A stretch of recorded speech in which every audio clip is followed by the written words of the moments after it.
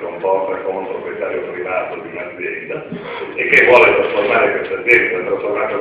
un'azienda speciale di diritto pubblico completamente ripensata, quindi un'azienda speciale di diritto pubblico partecipata. E quindi un atto di devoluzione. Il pubblico si spoglia del suo essere proprietario privato, ancorché un proprietario privato pubblico, scusate il bisticcio,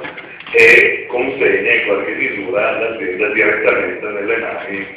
dei cittadini, degli utenti e dei lavoratori che la devono governare. E su questa esperienza vale la pena di riflettere un attimo. Nello stesso tempo tutto questo lavoro viene svolto sotto l'egida dell'assessorato ai beni comuni, per l'appunto convocato un momento fa da Carraro, cioè che è un assessorato in qualche misura, io lo vedrei come lo vedo e l'ho sempre concepito, e anche Lucarelli, nell'esperienza per l'anno e mezzo in cui è stato assessore ai beni comuni di Napoli, noi l'abbiamo pensato e concepito come una sorta di assessorato alla devoluzione, cioè un luogo nel quale il potere pubblico si spoglia, questa volta non di proprietà privata come nel caso di Anis che diventa BC, ma si spoglia di autorità pubblica, di autorità normativa a favore di una produzione di diritto diretta da parte delle soggettività coinvolte. Quindi c'è, come dire, tanto l'aspetto figuratistico quanto l'aspetto pubblicistico, la costruzione di questa nuova istituzione KPC, che non è né privata né pubblica in questo senso, ed è quindi noi pensiamo la prima esperienza di un governo dei beni comuni, di una struttura di bene comune per governare il ciclo idrico integrato, che poi potrebbe anche diventare un modello, diciamo, che si espande ad altri servizi pubblici. Questo è il primo punto. L'altra esperienza che avevo indicato in questo libro come un'esperienza interessante e significativa è invece l'esperienza della rete dei teatri occupati, esperienza questa particolarmente importante perché davvero si svolge sul terreno costituente, cioè mentre in qualche modo l'esperienza della trasformazione da Arina da Vicinapoli si è svolta sul terreno costituito, quindi si è svolta all'interno di un quadro ordinamentale che noi abbiamo stressato moltissimo, quindi abbiamo molto forzato nell'interpretazione, ma pur sempre si svolge in un quadro, come dire, di potere costituito e quindi di decisioni che vengono portate avanti nel quadro di sedi ufficiali. L'esperienza dei teatri occupati viceversa parte con un momento di rottura dell'ordine costituito, che è una messa in discussione diretta e fisica dei rapporti proprietari, siano essi quella proprietà pubblica come proprietà privata di beni, no? Come nel caso per esempio del Teatro Valle di Roma, che non esiste, o nel caso del Pinelli qui a Messina,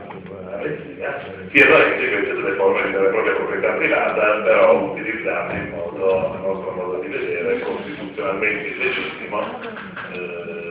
in quanto estrattivo, per tutta una serie di ragioni sulle quali magari prendiamo qualche parola dopo, come nel caso per esempio del cinema Palazzo Romano e più recentemente dell'ipotesi del valorificio a Pisa, no? Quindi una proprietà privata che viene sfidata in quanto totale. Allora è chiaro che la seconda ipotesi, quella di porsi sul modello sul piano costituente, è un'ipotesi che mette in discussione la legittimità del legale.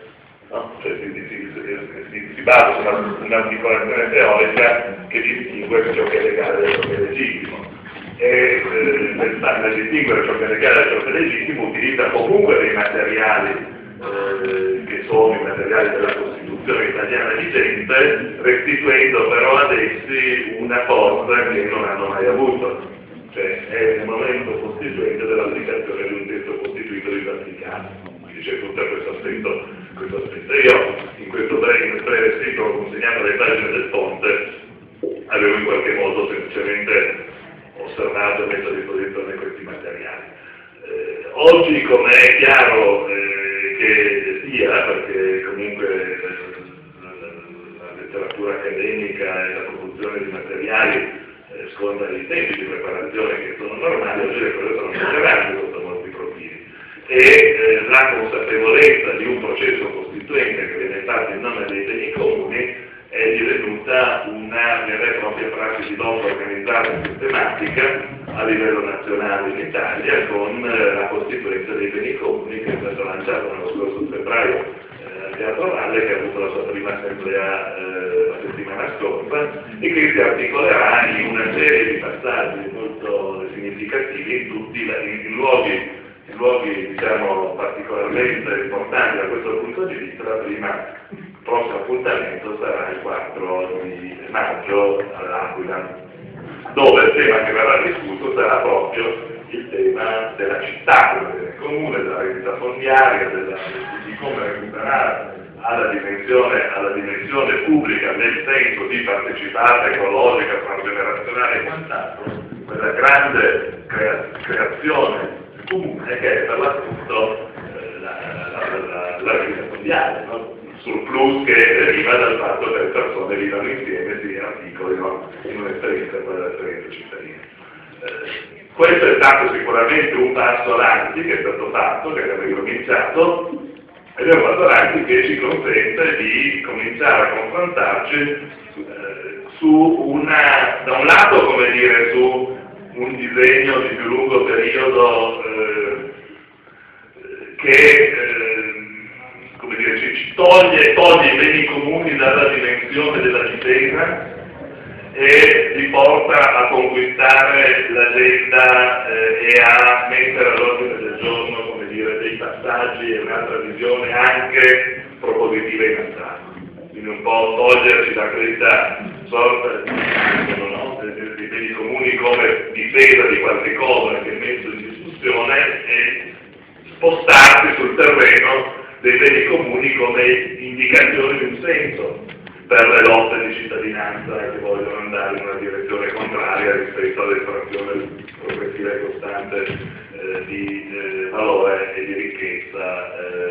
ad opera di alcuni pochi soggetti che detengono e concentrano il potere. E quindi è una scommessa importante questa che abbiamo messo in campo, che ovviamente non nascondiamo che ha avuto e che ha un momento suo particolare adesso proprio per il fatto che la Costituente dei beni comuni è la diretta discendenza della vecchia Commissione Rodotà,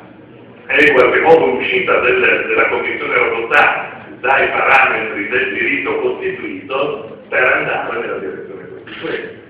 con un atto che non è un atto di rottura formale questa volta con un ordinamento, ma è semplicemente una uscire dalla logica della delega. La Commissione Rodotà era una commissione ministeriale che operava in virtù di una legge delega, quindi aveva un limite di delega dato dal Ministero di fare certe cose relativamente a certe norme del codice civile, e oggi il passaggio è stato bene, siccome noi abbiamo ubbidito in modo come dire, molto disciplinato e molto coerente rispetto alla delega che avevamo ricevuto. Abbiamo prodotto un testo che è stato riconosciuto di valore sia a livello di dottrina accademica che a livello di diversi orientamenti giurisprudenziali, quindi abbiamo certamente prodotto e messo in campo una questione importante che è quella della declinazione giuridica dei beni comuni. Questa delega in qualche modo tutto ciò è finito nel dimenticatoio e adesso non possiamo accontentarci di riottenere quel tipo di delega lì, non chiediamo più delega a nessuno perché l'atto costituente è stato il referendum del 2011 che è stato il diretto prodotto della visione di beni comuni che è uscito dalla Commissione Rodotà. Quello è stato diretto prodotto sia dal punto di vista, come dire, teorico che proprio dal punto di vista storico, dal punto di vista delle motivazioni dell'iniziativa referendaria stessa. Ricorderete che il referendum è stato scritto pochi giorni dopo che il disegno di legge della Commissione Rodotà veniva inquadrato al Senato e lo stesso giorno alla Camera veniva fatto passare il decreto Ronchi, quindi c'era stata questa, come dire, questa sorta di scintilla di modo di indignazione, se vogliamo, che ha portato poi dopo alla macchina della fase referendaria e di tutto quello. Oggi non ci vogliamo più accontentare della delega perché in qualche misura si è tolta la